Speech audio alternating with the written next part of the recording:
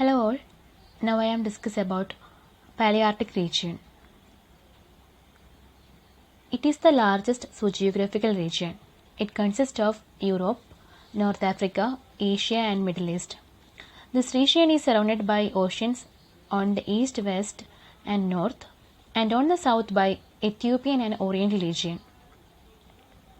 ഇതിൽ തന്നെ കാണാൻ പറ്റും നമ്മുടെ പാലിയാർട്ടിക് റീജിയൻ എന്ന് പറഞ്ഞു കഴിഞ്ഞാൽ ഏറ്റവും ലാർജസ്റ്റ് ആയിട്ടുള്ള ജിയോഗ്രഫിക്കൽ റീജിയൻ ആണ്.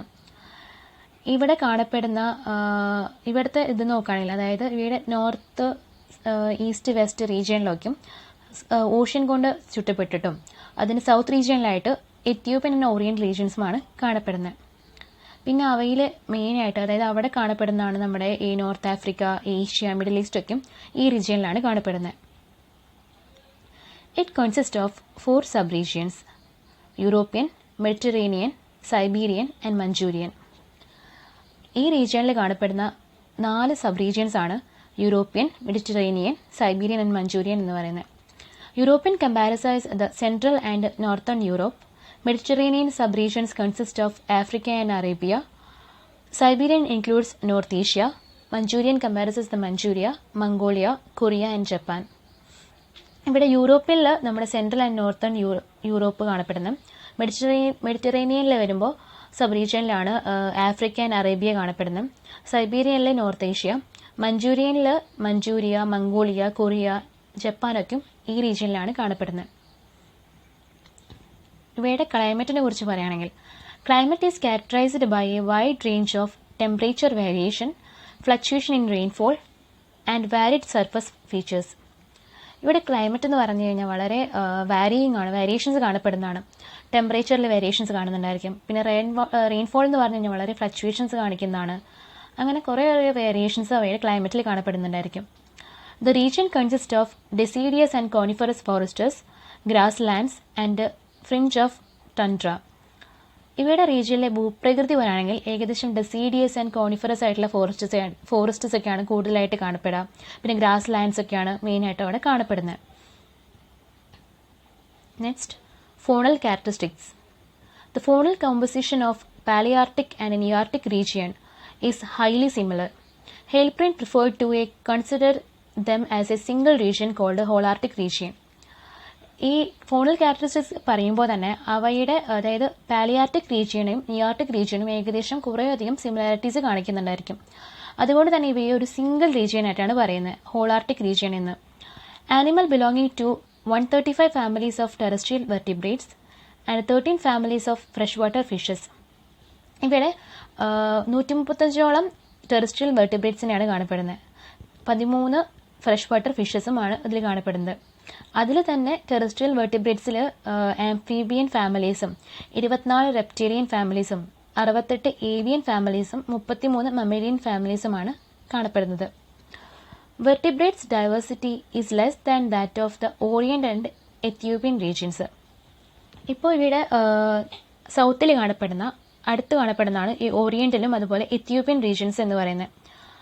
അവിടുത്തെ ഡൈവേഴ്സിറ്റി, അതായത് വെർട്ടിബ്രേറ്റിന്റെ ഡൈവേഴ്സിറ്റി വെച്ച് നോക്കുകയാണെങ്കിൽ പാലിയാർട്ടിക് റീജിയൻസ് എന്ന് പറഞ്ഞു കഴിഞ്ഞാൽ കുറച്ച് ഡൈവേഴ്സിറ്റി മാത്രമേ കാണിക്കുന്നുള്ളൂ. ഹോളാർട്ടിക് regions has 4 other endemic bird families, namely Gavidae, Tetroniae, Alcidae, Bombycillidae. ഇവയുടെ നമ്മുടെ ഹോളാർട്ടിക് റീജിയൻസിൽ 4 എൻഡമിക് ആയിട്ടുള്ള അല്ലെങ്കിൽ പെക്യുലർ ആയിട്ടുള്ള ഫാമിലീസ് ആണ് കാണപ്പെടുന്നത്. അതിൽ വരുന്ന ബേർഡ്സ് ആണ് ഇവയൊക്കെയും.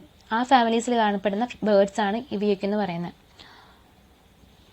There are no endemic mammalian order in this region, but several families are endemic.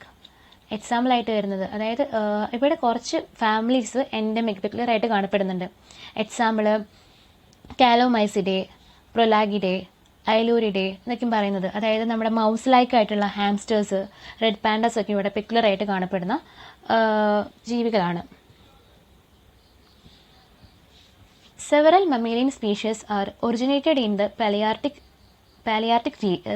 region, have spread to the Nearctic during the Ice Age. Ice Age കാലഘട്ടത്തിൽ ഈ നമ്മുടെ പാലിയാർട്ടിക് റീജിയൻസിൽ കാണപ്പെടുന്ന കുറേ മാമേലിയൻസൊക്കെയും സ്പീഷ്യസൊക്കെയും ഈ നമ്മുടെ നിയാർട്ടിക് റീജിയൻസിൽ ഒറിജിനേറ്റ് ചെയ്തിട്ടുണ്ടെന്നാണ് പറയണത്. They includes brown bear, red deer, elk, American bison, reindeer, അതിൽ വരുന്നതാണ് ഈ പറഞ്ഞ ആനിമൽസൊക്കെയും, ബ്രൗൺ ബിയറും അതുപോലെ എൽക്കും പിന്നെ അമേരിക്കൻ ബൈസണൊക്കെയും. അപ്പോൾ ഇതിൽ നമ്മുടെ എൽക്കിനെയും പിന്നെ അമേരിക്കൻ ബൈസണുമാണ് കാണിച്ചിരിക്കുന്നത്.